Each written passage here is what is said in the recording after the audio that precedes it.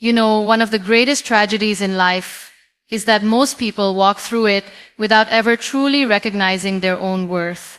We spend years trying to prove ourselves to others, chasing approval, applause, and validation, as if our value can be determined by how many people like us, follow us, or praise us. But here's the truth.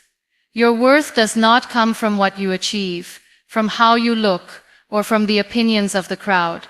It's intrinsic. It's already there. The moment you came into this world, you had value, and nothing, no failure, no rejection, no loss, can take that away. The problem is, somewhere along the way, we forget this. From the time we are children, we are conditioned to tie our self-worth to performance. If you get good grades, you're smart. If you win the race, you're special. If people compliment you, you're beautiful. And while there's nothing wrong with achieving, what's dangerous is when you start believing that your worth exists only in those moments of success. That's when life becomes an exhausting cycle. Because the moment you stop winning, you feel like you've stopped mattering.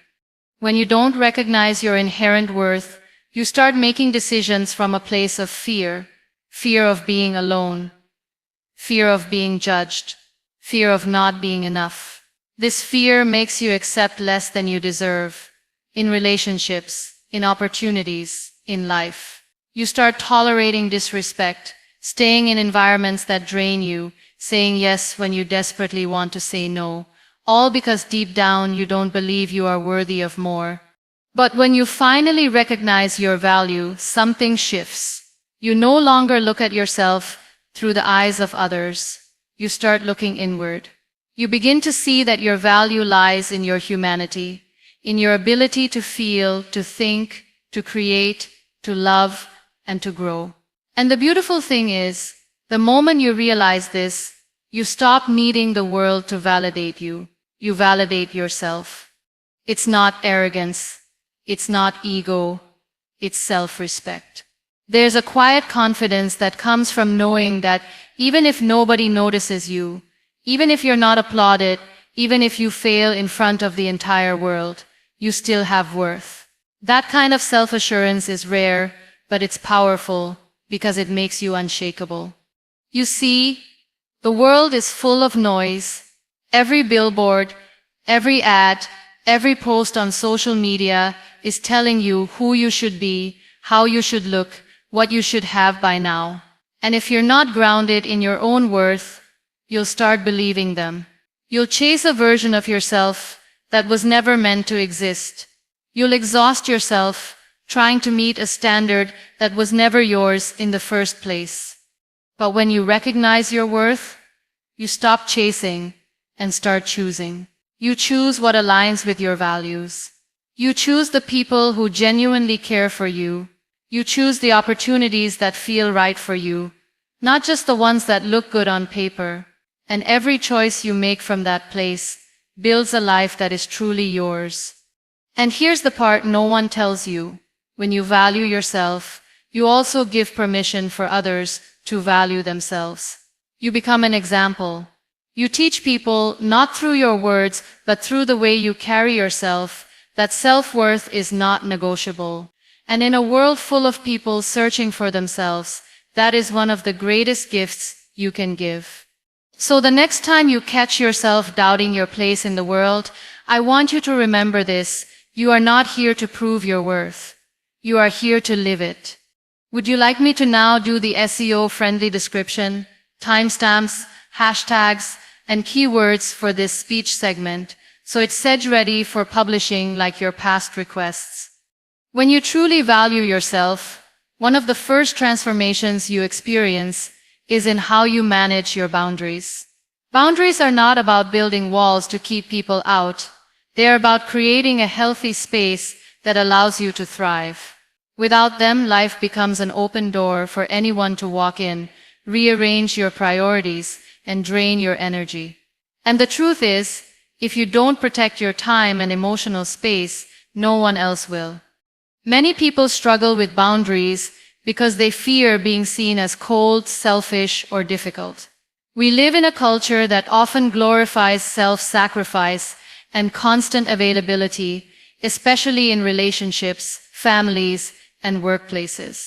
But there is a critical difference between kindness and self-neglect. Saying yes to everyone while silently saying no to yourself is not generosity, it's depletion. Over time, it erodes your self-respect because deep down you know you are allowing your own needs and values to be compromised. Boundaries are an expression of self-worth. When you decide that your peace of mind is not up for negotiation, you start communicating in a way that is firm yet respectful. You become clear about what you will accept and what you won't. This doesn't mean you cut people off at the first sign of disagreement. It means you develop the courage to have honest conversations, to express your limits, and to walk away if those limits are repeatedly ignored. That's not cruelty, that's clarity. Psychologically, healthy boundaries reduce stress and prevent burnout. They give you the mental and emotional space to engage with life from a place of strength rather than survival. Philosophically, they affirm the idea that every human being is responsible for their own happiness, and it is not your job to carry the weight of other people's choices or emotions. You can care deeply about someone without sacrificing your own well-being to keep them comfortable. I know many people worry that setting boundaries will push people away, and sometimes it will. But the people who leave when you start valuing yourself were never truly committed to you. They were committed to the benefits they got from your lack of boundaries. The relationships that remain will be the ones built on mutual respect, not exploitation. And that is worth the discomfort of a few difficult conversations. Boundaries also apply to the commitments you make. Your time is a non-renewable resource. Every yes you give to something meaningless is a no to something that could have been deeply fulfilling. When you learn to pause before agreeing, to check if a request aligns with your values and goals, you are not being difficult. You are being intentional. This discipline creates a life that is not crowded with obligations, but filled with purpose.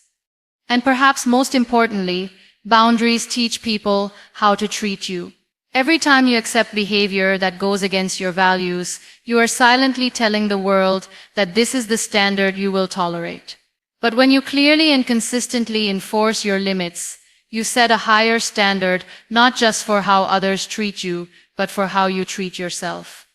The strength to set boundaries comes from knowing, without doubt, that you are worth protecting. Because the moment you compromise your own well-being to keep someone else comfortable, you've already devalued yourself in your own eyes. So remember this: a boundary is not a rejection of others. It is an affirmation of yourself. And when you learn to honor yourself in this way, everything in your life begins to align with the respect you've been showing to your own soul. One of the clearest signs that you value yourself is your willingness to walk away from toxicity. And I want to be very clear, walking away is not about hating someone or wishing them harm. It's about understanding that certain people, environments, and habits are corrosive to your well-being. And no matter how much you love them, they will drain you if you stay.